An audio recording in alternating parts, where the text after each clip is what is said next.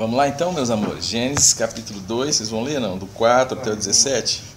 Estas são as origens dos céus e da terra, quando foram criados. No dia em que o Senhor Deus fez a terra e os céus, e toda a planta do campo que ainda não estava na terra, e toda a erva do campo que ainda não brotava, porque ainda o Senhor Deus não tinha feito chover sobre a terra, e não havia homem para lavrar a terra. Um vapor, porém, subia da terra e regava toda a face da terra. E formou o Senhor Deus o homem do pó da terra, soprou em seus narizes o fôlego da vida, e o homem foi feito alma vivente. E plantou o Senhor Deus um jardim no Éden, da banda do Oriente, e pôs ali o homem que tinha formado. E o Senhor Deus fez brotar da terra toda a árvore agradável à vista, e boa para a comida, e a árvore da vida no meio do jardim, e a árvore da ciência do bem e do mal. E saiu um rio do Éden para regar o jardim, e dali se dividia e se tornava em 4 braços. O nome do primeiro é Pison. Este é o que rodeia toda a terra de Havilá, onde há ouro. E o ouro dessa terra é bom. Ali há o bedélio e a pedra sardônica. E o nome do segundo rio é Gion. Este é o que rodeia toda a terra de Cussi. E o nome do terceiro rio é Tigre. Este é o que vai para a banda do oriente da Assíria. E o quarto rio é o Eufrates. E tomou o Senhor Deus o homem, e o pôs no jardim do Éden para o lavrar e o guardar. E ordenou o Senhor Deus ao homem, dizendo: de toda árvore do jardim comerás livremente, mas da árvore da ciência do bem e do mal, dela não comerás, porque no dia em que dela comeres, certamente morrerás. Muito bom. Atos capítulo 1, versos de 15 a 26. Naqueles dias, levantando-se Pedro no meio dos discípulos. Ora, a multidão junta era de quase 120 pessoas, disse: varões irmãos, convinha que se cumprisse a escritura que o Espírito Santo predisse pela boca de Davi, acerca de Judas, que foi o guia daqueles que prenderam a Jesus, porque foi contado conosco e alcançou sorte neste ministério. Ora, este adquiriu um campo com o galardão da iniquidade, e precipitando-se, rebentou pelo meio, e todas as suas entranhas se derramaram. E foi notório a todos os que habitam em Jerusalém, de maneira que na sua própria língua esse campo se chama Selda, isto é, campo de sangue. Porque no livro dos Salmos está escrito: fique deserta a sua habitação, e não haja quem nela habite, e tome outro seu bispado. É necessário, pois, que, dos varões que conviveram conosco todo o tempo que o Senhor Jesus entrou e saiu dentre nós, começando desde o batismo de João, até o dia em que dentre nós foi recebido em cima, um deles se faça conosco testemunha da sua ressurreição. E apresentaram 2, José, chamado Barsabás, que tinha por sobrenome o Justo, e Matias. E orando disseram: tu, Senhor, conhecedor dos corações de todos, mostra qual destes 2 tens escolhido, para que tome parte neste ministério e apostolado, de que Judas se desviou para ir para o seu próprio lugar. E lançando de sortes, caiu a sorte sobre Matias, e por voto comum foi contado com os 11 apóstolos. Nós estudamos no primeiro capítulo uma coisa básica que tem a ver com essa inauguração do tempo e o desejo de Deus em nos criar, como ficou dito lá no Gênesis 1, 26. Lá fica claro essa intenção, e a gente trabalhou bastante isso, no que diz respeito a algo que está para além da nossa história, algo que está na eternidade, porque esse desejo de Deus sempre existiu em Deus. A gente usa a expressão desejo, vontade, ou este querer de Deus que foi manifestado em Gênesis 1, 26, ele aparece na nossa história em Gênesis 1, 26, mas na realidade aponta para uma realidade eterna, mesmo antes de Deus criar todas as coisas, uma vez que todas as coisas foram criadas em face dessa vontade de Deus. A vontade de Deus em relação ao homem, de nos criar à sua imagem, à sua semelhança, e que, de alguma forma, a sua maneira de governar o seu reino se expressasse na criação, domine ele sobre. E nós entendemos que isso nada mais é do que uma maneira de Deus se procriar, uma maneira de Deus expandir a sua família, e isso restaura em nós toda a nossa visão do que é ser salvo, porque se a gente não entender de onde a gente veio, a gente pode achar que ser salvo é ser batista, presbiteriano, católico, religioso de alguma forma. É uma estrutura, é uma questão moral pura e simplesmente. E a nossa distância em relação a Deus é a distância que tem entre nós e Jesus, ou seja, o ser que nós nos tornamos e o ser que Jesus demonstrou ser ao encarnar-se como a imagem e a semelhança de Deus, como a expressão exata do ser de Deus, como a Colossenses vai dizer que nele habita corporalmente toda a plenitude da divindade. Então, quando nós olhamos para Jesus, Jesus é exatamente o que nós fomos criados para ser. De tal forma que essa distância entre nós e Jesus não é simplesmente uma distância moral, é uma distância ontológica. Existe um homem que a Bíblia chama de velho, o velho homem, ou o primeiro Adão. E existe o segundo, o último Adão, que é Jesus Cristo. É ele que cumpre a fala de Gênesis 1:26. É ele que é a imagem exata do ser de Deus. É ele que a gente pode, olhando para ele, percebe o caráter de Deus, como Deus é, e percebe o governo de Deus. É por isso que Jesus vem sempre com esse discurso: é chegado a vós o reino de Deus. Ou seja, aquilo que era impossível para nós, conhecer Deus, uma vez que nós nos afastamos de Deus, quando nós chegarmos no capítulo 3 de Gênesis, a gente vai entender melhor isso, quando nós rompemos com Deus, mas algo que é preciso a gente entrar nisso para poder entender o que a gente quer falar.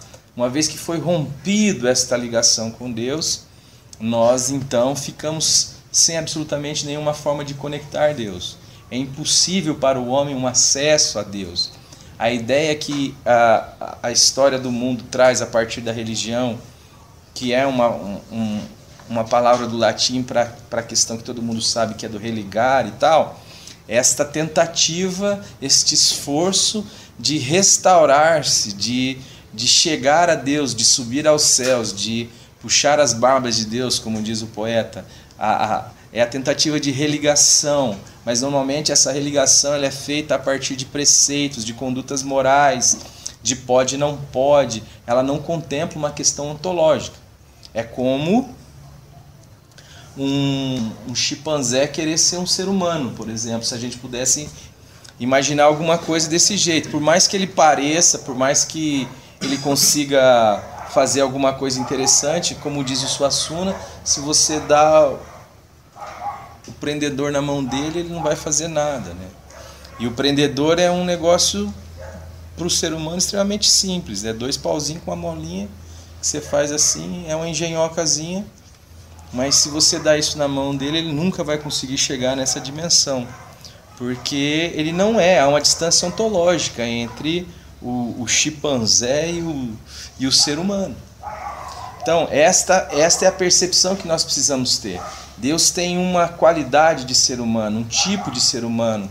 Tem no seu desejo, no desejo expresso na eternidade de nos fazer, um Deus que expressa ele, um ser humano que o expressa. Ser humano, na realidade, é este ser visto em Jesus Cristo. Por isso que João vai dizer que o mundo que estava em trevas viu uma grande luz, ou seja, sem nenhum referencial. Imagine você num lugar onde você não consegue enxergar absolutamente nada, perceber absolutamente nada. Esta é a nossa condição. De repente brilhou essa luz. E em Jesus nós vimos Deus. É por isso que Pedro vai dizer também, né? O que os nossos olhos viram e as nossas mãos tocaram, né? Com respeito ao verbo da vida. Então, esta figura que dividiu a história entre antes e depois dele, e que se manifestou, que encarnou, que se tornou um de nós, deu-nos de novo a esperança, deu-nos de novo a referência de saber quem nós somos. Por isso, ser salvo é ser como Jesus. É por isso que Romanos 8, 28, a partir 28, 29 e 30, vai falar que a vocação nossa é essa, a vocação de sermos como Jesus. Que todos nós, com o rosto desvendado, contemplando a sua face, somos transformados de dia em dia, de glória em glória, na sua própria imagem, como pelo Senhor o Espírito. É por isso que as Escrituras vão nos dizer que a vereda do justo é como a luz da alva, que vai brilhando, brilhando, brilhando até ser dia perfeito. É isso que está acontecendo conosco. Mas existe uma forma de Deus criar este ser humano, e é nesse recorte que eu gostaria de me atentar aqui no texto, para a gente poder entender. E o texto vai dizer: então formou o Senhor Deus ao homem do pó da terra, ele soprou nas narinas o fôlego de vida, e o homem passou a ser uma alma vivente. Então, se a gente percebe a intenção de Deus em relação a nós precisamos agora entender como se dá esta formação. É interessante porque o homem, ele não é um ser criado como as outras estruturas da criação, né? Deus interage com a realidade da formação do ser humano. Ele diz à luz para a luz aparecer e a luz aparece. Ele diz para fazer as divisões entre as águas que estão acima do firmamento e as que estão debaixo do firmamento. Isso acontece. A separação entre águas e a porção seca, isso acontece. Ele vai dizendo que é para as coisas acontecerem e por meio da sua palavra ele vai criando todo esse mundo material, físico que a gente conhece. Mas no que diz respeito ao ser humano, existe um detalhe diferente. Ele resolve interagir, ele toma, é como se ele mesmo viesse dar forma, ele toma o barro, e o barro aponta para uma dimensão puramente biológica, puramente carnal, é a matéria, é esta vida que nós, de alguma forma, expressamos e que a gente chama de biológica, né? Deus forma este homem do pó da terra, mas ele sopra em suas narinas o fôlego de vida. A palavra ali é o ruá, o espírito. E essa constituição, esta junção de um ser animal, de um ser biológico, mas que tem dentro de si o Espírito Divino, é soprado nele o Espírito Divino, traz a ele uma consciência que nós chamamos de ânima, né? Ou de alma. Então o ser humano, ele é, apesar de ser um ser que só pode ser visto ou contemplado ou entendido de forma integral, ele é na sua constituição tricotômico. Ele tem um espírito, uma alma e um corpo. E são tipos de vida específicos. Existe uma vida biológica, existe uma vida da alma, existe uma vida espiritual, ou uma vida zoe. Você não vê um homem alma andando por aí, mas você percebe muitos homens com problemas em suas almas. Você não vê um homem corpo andando por aí, mas você sabe que algumas pessoas têm dificuldade do ponto de vista da sua vida biológica. Agora, para você encontrar um ser humano, você também não vê um ser humano espírito ou um ser humano alma. Para você encontrar um ser humano, você precisa encontrá-lo nessas três dimensões: espírito, alma e corpo. Isso é fundamental para a nossa compreensão no discipulado, porque a queda ela vai abalar uma dessas dimensões e ela vai desequilibrar. Então Deus vem e forma esse ser humano nessas três dimensões. E cada dimensão tem uma realidade específica. Cada dimensão dessa representa um estilo, um tipo, um aspecto daquilo que nós chamamos de vida. Porque quando você vai olhar o texto original, eu não sei como é que está na sua tradução, mas o texto original, aqueles que podem de alguma forma ter acesso às escrituras nos textos originais, vai entender ali que é o fôlego de vidas, está no plural. Ou seja, não é uma vida pura e simplesmente, não é alguém que faça viver pura e simplesmente, mas fala de dimensões de vida. E isso a gente precisa entender de alguma forma, porque o impacto da queda aponta para o quê? O que Deus disse que aconteceria na queda? Morreríamos. Mas a gente tem uma dificuldade de se entender como morto, uma vez que a gente tem vida, uma vez que a gente tem algum acesso àquilo que a gente chama de vida. Mas quando a Bíblia fala de morte, ela fala de morte em uma determinada dimensão. Nós não só morremos, como ficamos sujeitos à morte. Então, um ser integral, um ser de espírito, alma e corpo, depois da queda, morreu, porque a palavra de Deus vai dizer que no dia em que dela comerdes, certamente morrerás. Ele não disse no dia seguinte, ele não disse horas depois, ele não disse depois de 2 meses, 3 meses, 1 ano, 10 anos. Ele disse no dia. Então o homem come e não cai duro. Mas nós podemos perceber pelo texto que algo acontece no que diz respeito à dimensão espiritual. Hoje existe um pânico em todos nós no que diz respeito ao mundo espiritual. No Brasil, até ateu da UFMG, depois das 12 badaladas noturnas, bate um tambor. Se escuta um barulho, fica com medo. Essa dimensão ficou de alguma forma lacrada, fechada, inacessível, desconhecida. Por quê? O que acontece com o homem logo depois da queda? O que acontece é que o medo entra dentro dele, existe um desconforto em relação a Deus. O que acontece? Quando Deus fala assim, Adão, Adão, onde você está? Ele diz assim, eu ouvi a tua voz e porque estava nu, tive medo e me escondi. Então presta atenção, a dimensão, quando a gente olha para o capítulo 4 do Evangelho de João, eu só vou citando, não precisamos ir lá, Jesus dá uma pitada dessa significância espiritual para mim e para você. Ela é fundamental do ponto de vista relacional e o Evangelho é relação. Você não aprenderá o discipulado de Jesus Cristo lendo a Bíblia. Você não aprenderá o discipulado de Jesus Cristo lendo Dietrich Bonhoeffer. Ainda que seja um livro maravilhoso e que eu recomendo a todos vocês. Contudo, o discipulado ele se dá numa dimensão relacional com Jesus. É pessoal.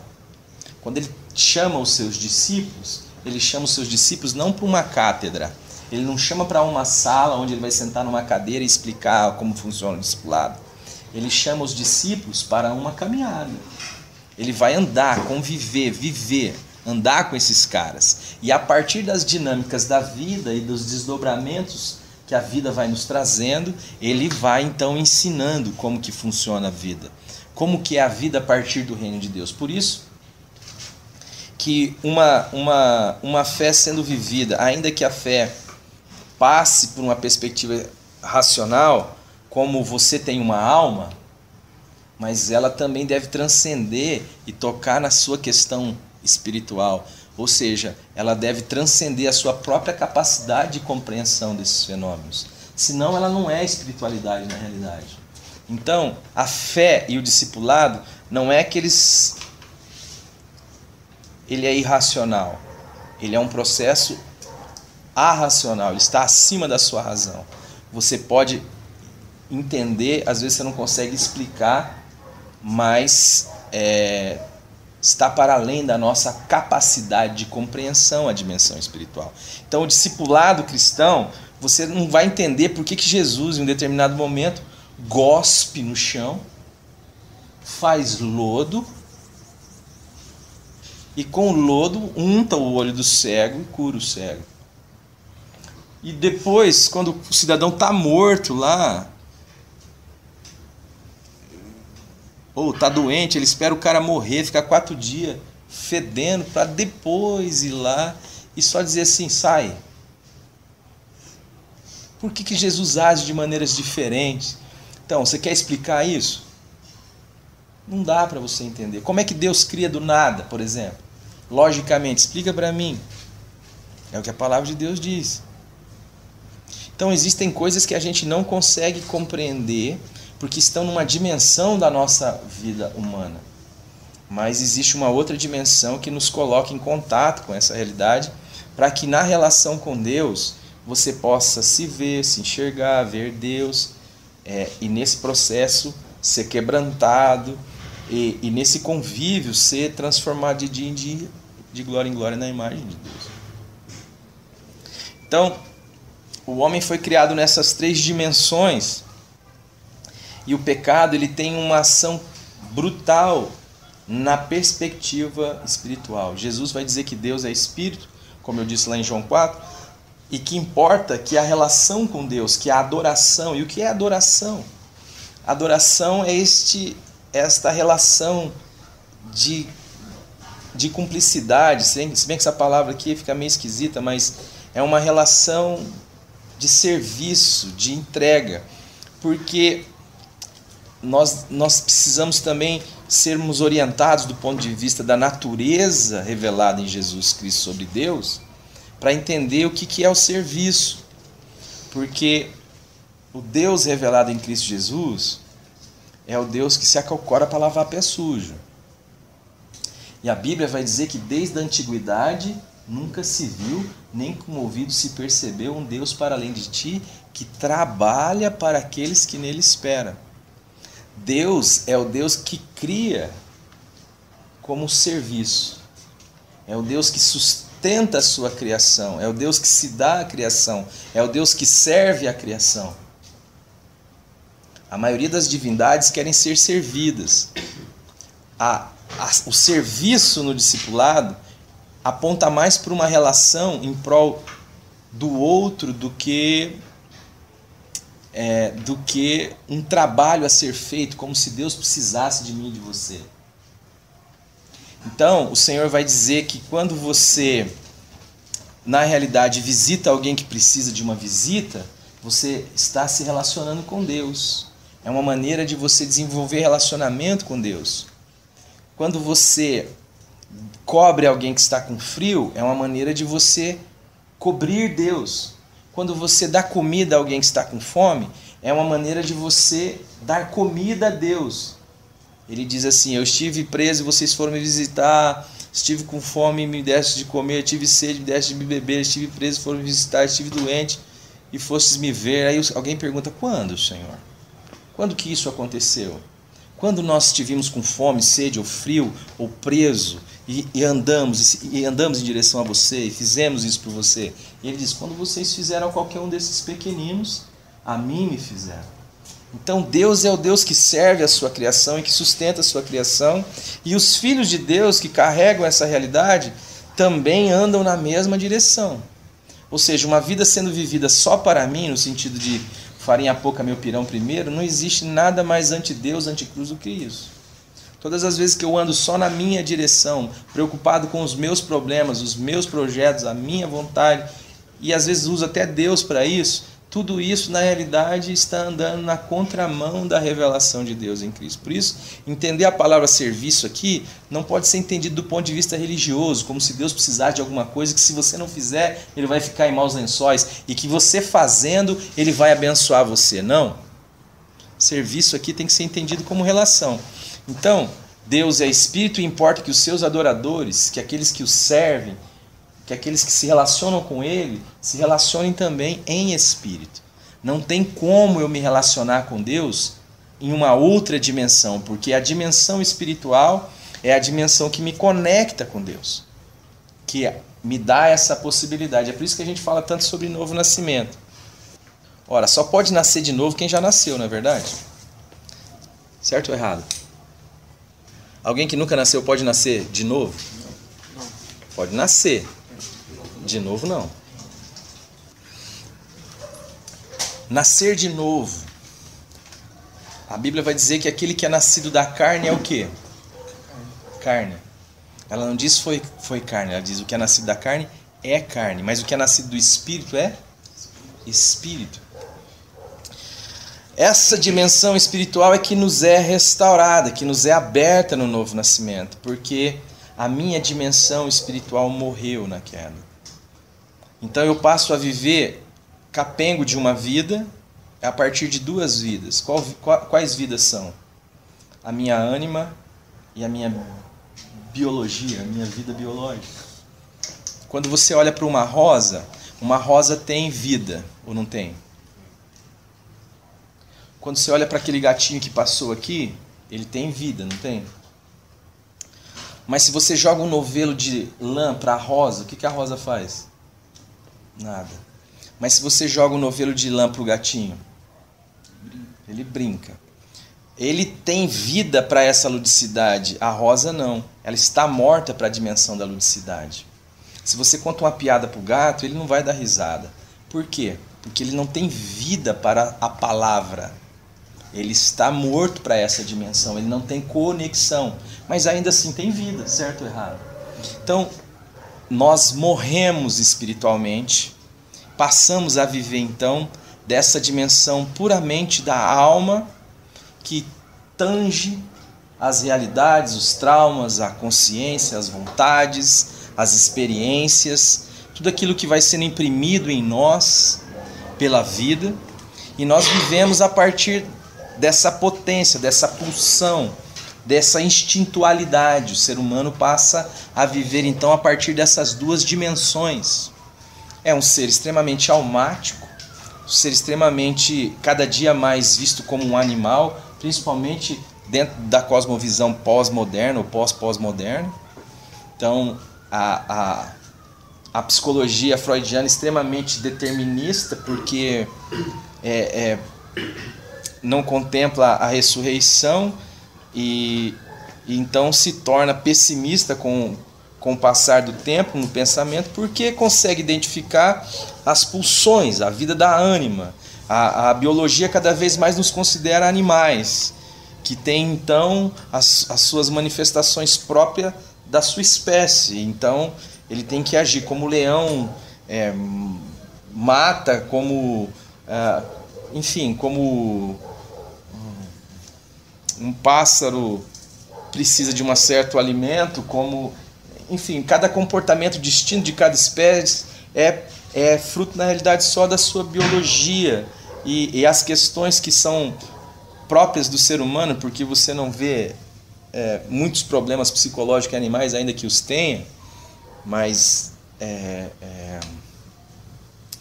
crise de identidade, essas coisas, né? Mas você percebe ainda dentro da psicologia comportamental algumas ferramentas que funcionam a partir de um entendimento de como a pulsão daquele bicho se manifesta, ou como você adestra um cão de Pavlov ou um rato de Skinner.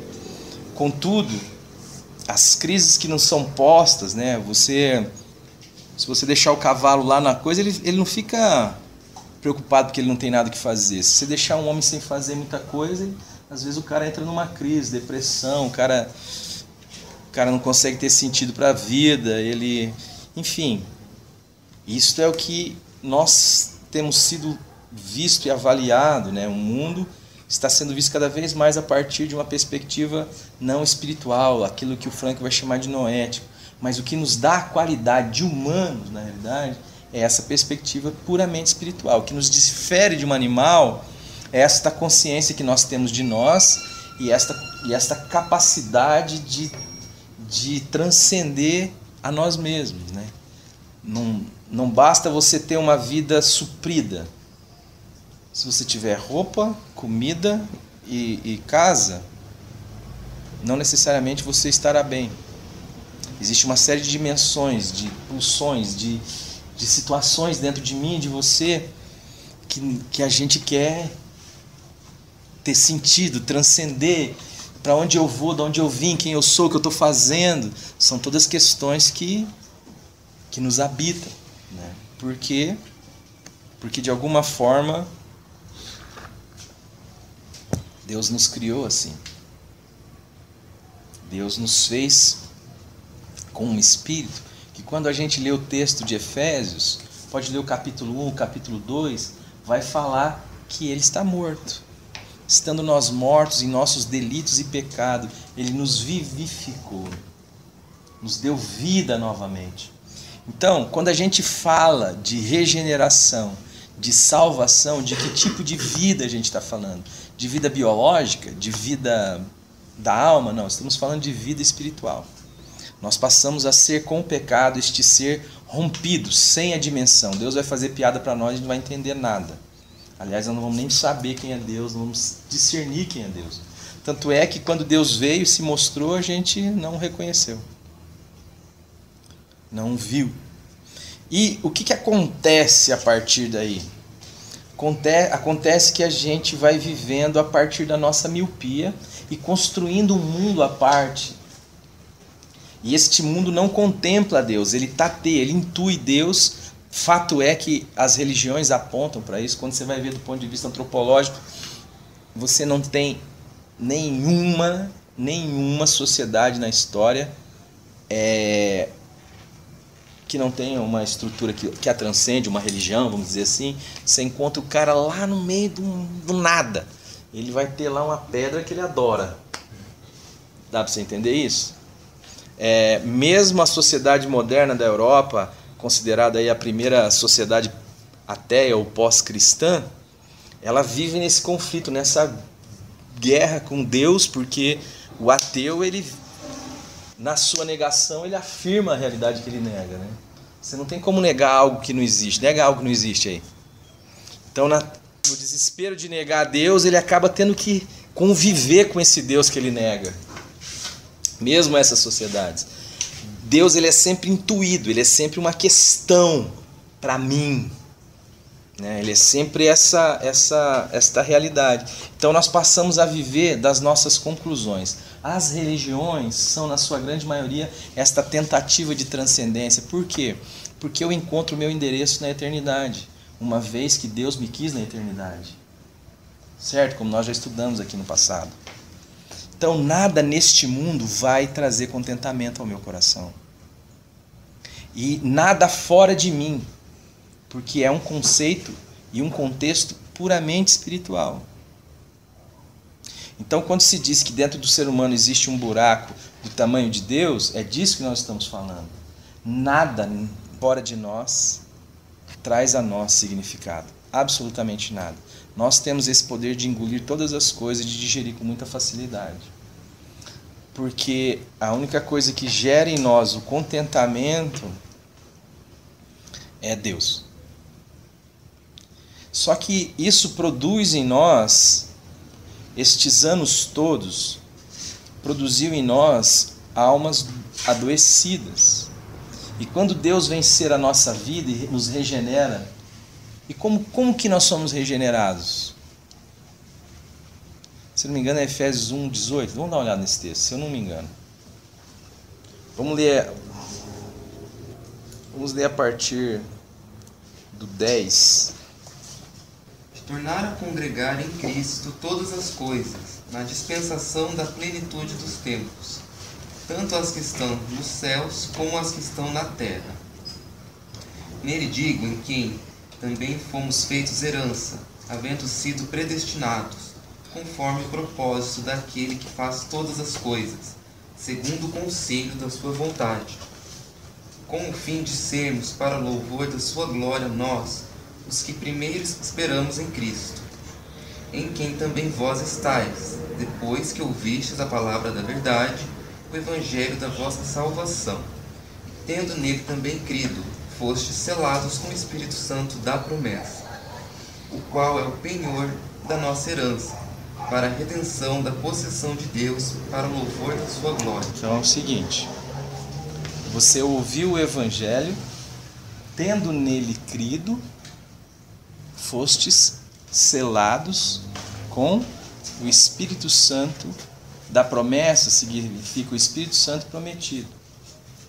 Então, quando nós cremos em Deus, e crer não significa dar crédito. Crês tu que Deus existe? Faze o bem, os demônios também creem e temem. Crer é esse estado de abandono em Deus, de não ter agenda oculta, de confiar-se a Deus. O que acontece conosco? Nós somos vivificados no nosso espírito, pelo Espírito Santo de Deus, que passa a ser este selo, este penhor. Deus, quando chegar, vamos supor, se a gente pudesse identificar o dia da volta de Jesus, ou da redenção de todas as coisas, ele não vai lá chegar e perguntar se é batista, presbiteriano, que você fez, deixou de fazer.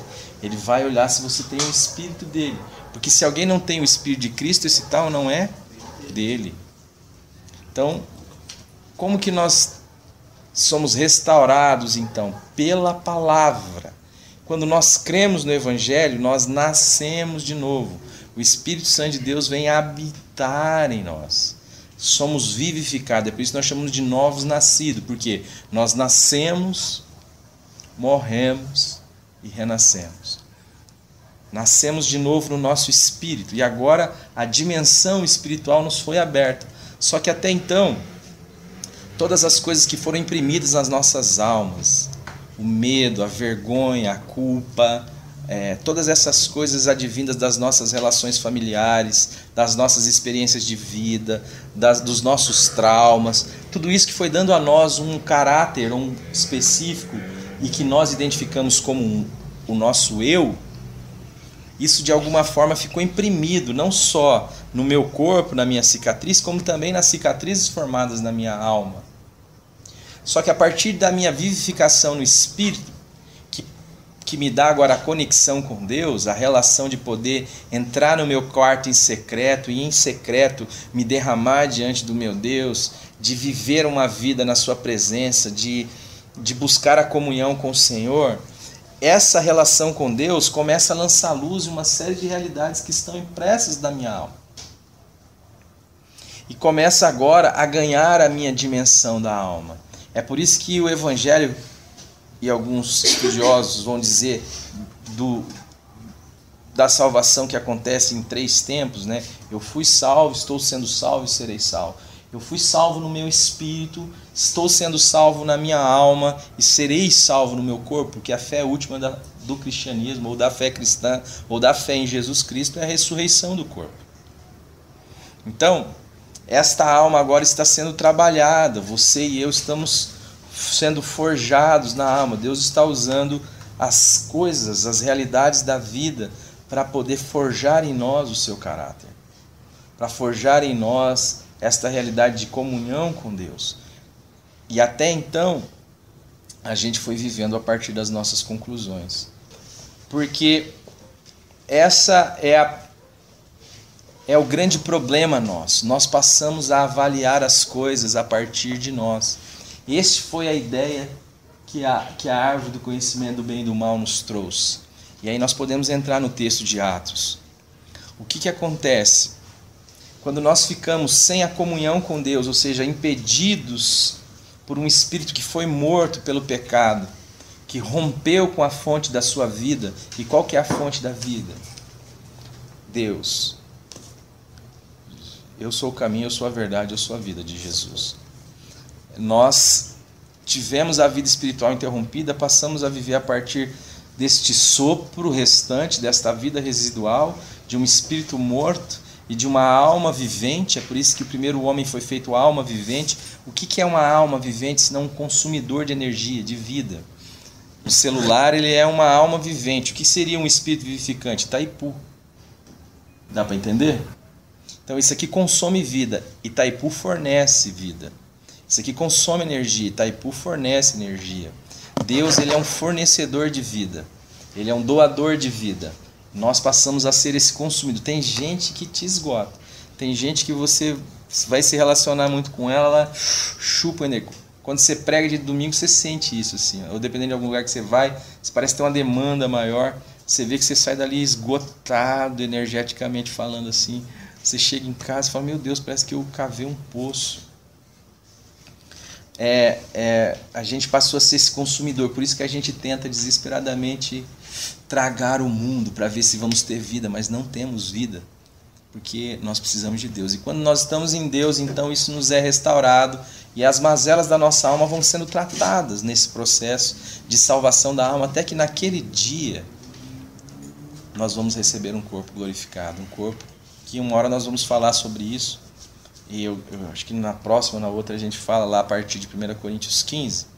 Mas o que acontece então? A gente passou a viver a partir das nossas conclusões e em funções dos nossos traumas, basicamente. E Deus também foi sendo parte dessas conclusões. Nós começamos a governar a nossa própria vida, independente de Deus. Passamos a ser nós os aferidores do certo e do errado. Quando você olha para Jesus no Getsêmani, sofrendo, ele tem uma angústia profunda na sua alma, porque ele está diante de uma demanda psicologicamente muito grave, né? Ele sabe que ele está indo para morrer e ele não vai morrer de qualquer forma. Ele vai morrer de uma forma terrível, trágica, violenta. Ele vai ser julgado de forma acelerada, rápida. Vão suplantar os trâmites legais, vão usar de violência, de poder, vão manipular as forças. ele vai ser humilhado, ele vai ser esbofeteado, ele vai ser escarnecido, vão fazer uma coroa de espinho para ele, vão dar um manto de púrpura, vão bater nele, vão zombar dele, vão tirar dele toda a sua dignidade, vão pendurá-lo numa cruz. E ele não quer isso. Então ele entra num processo de sudorese sanguínea, ele se angustia, ele chama os amigos para interceder por ele. Ele não tinha feito em momento nenhum isso. Ele chama os caras lá, vão orar comigo.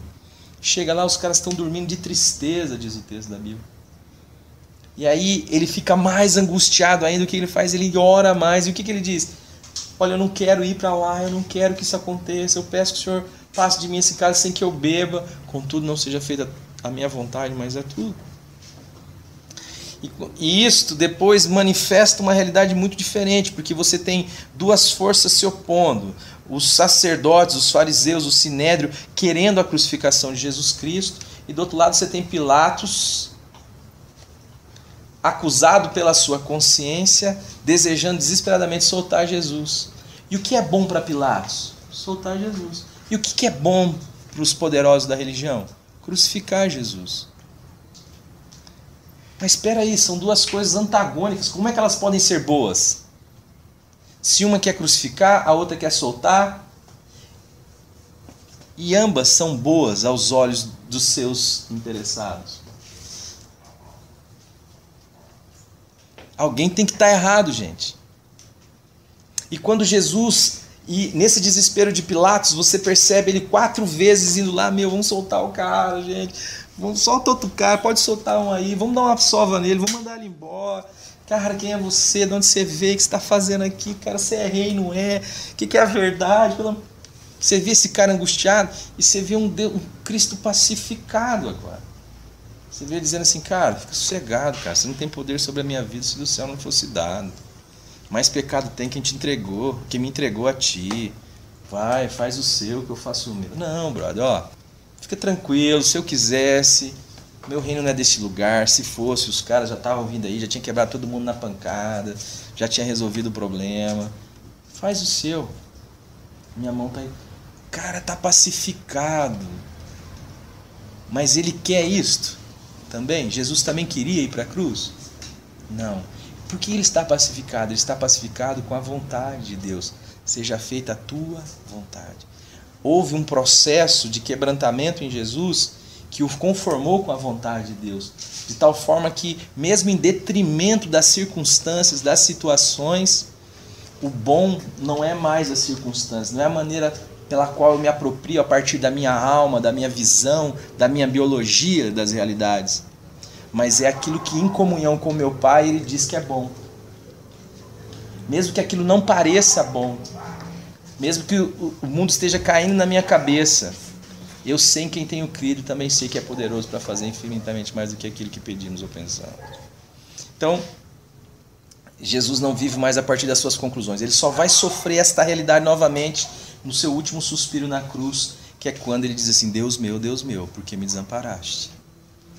Mas até o resto do processo ele está ali pacificado, inteiro, íntegro, mesmo diante de uma circunstância, porque ele não vive mais a partir das suas objetividades, da sua capacidade de avaliar o bem e o mal. Ele vive a partir da sua comunhão com Deus e da sua relação com Deus, de tal forma que o discipulado é a mesma coisa para nós.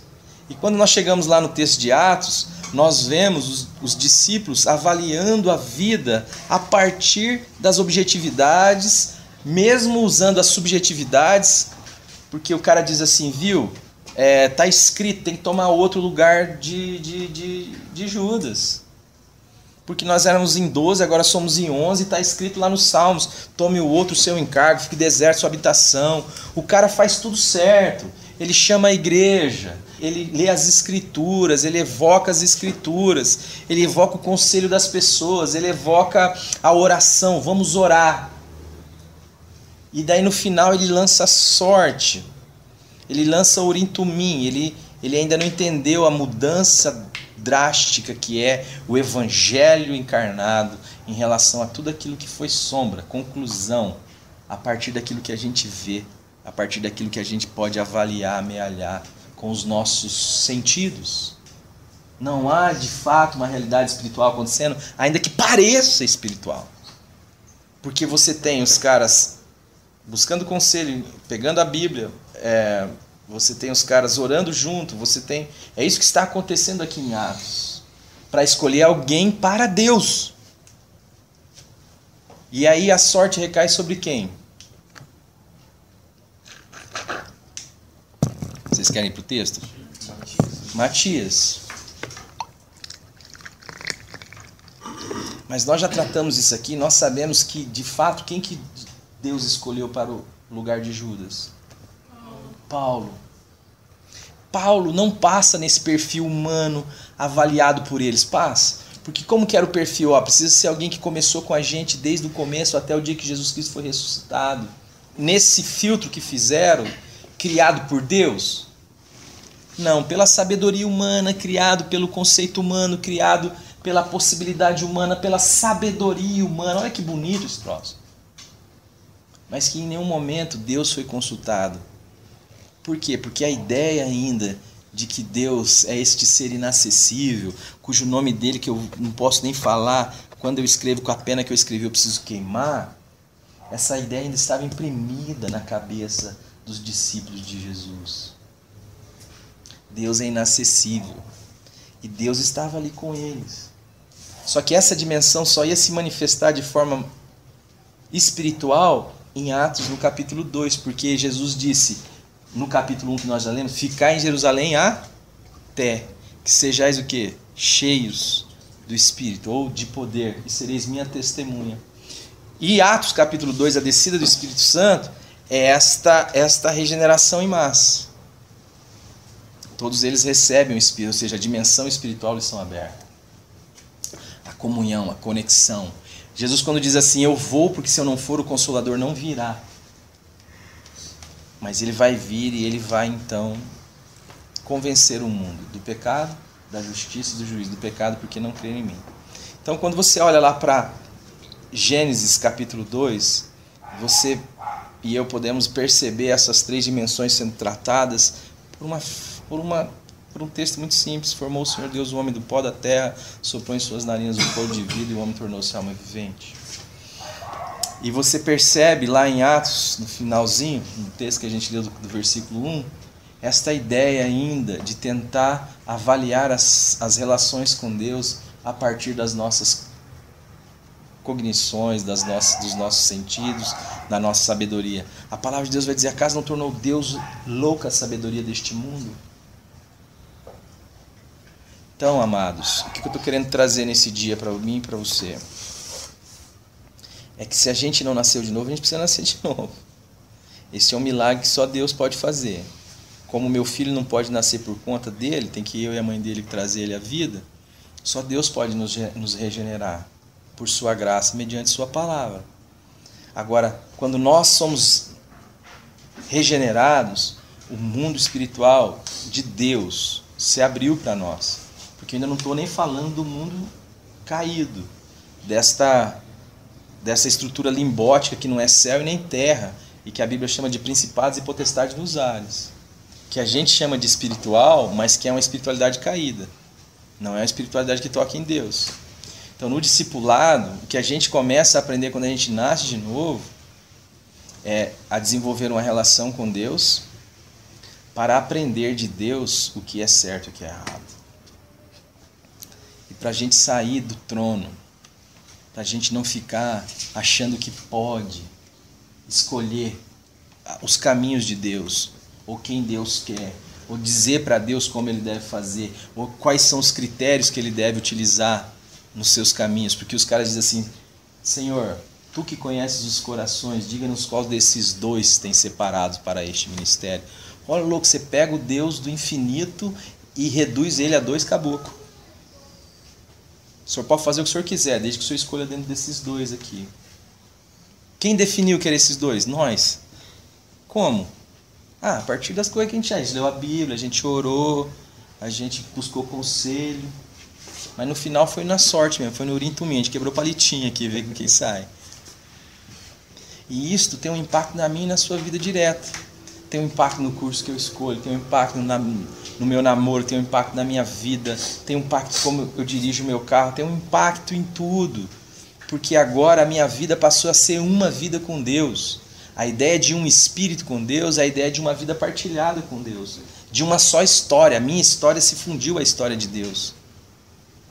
Então, Deus preparou um caminho de antemão para que eu ande por ele. É o que está lá em Efésios 10. Ou seja, que caminho é esse? É por isso que a Bíblia vai dizer assim, não desviem nem para a direita nem para a esquerda. É por isso que a Bíblia vai dizer que só existe um caminho. E se só existe um caminho,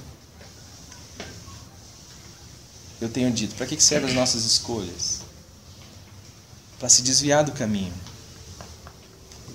Então, eu sei que eu tenho a possibilidade de escolher muitas coisas, mas eu não tenho a condição de avaliar as implicações das minhas escolhas.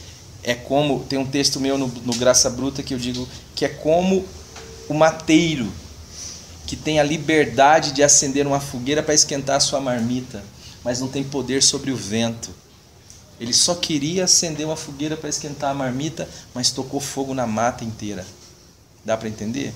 Às vezes a gente começa algo como se nós fôssemos deuses, sem entender os desdobramentos desse processo. Como se a gente pudesse ver. Quem vê é Deus. Quem sabe é Deus. Mas qual que é o meu problema de entregar a minha vida a Deus? É que eu não conheço. E não conhecendo, desconfio. Então como é que eu vou entregar a minha vida para Deus reger? E se Ele fizer algo que eu não gosto? E se Ele me mandar para a cruz? Você vai avaliar a cruz, você não vai querer ir para a cruz, como Jesus também não quis. Mas Jesus teve uma convicção na sua caminhada com o Pai. Seja feita a tua vontade, não a minha.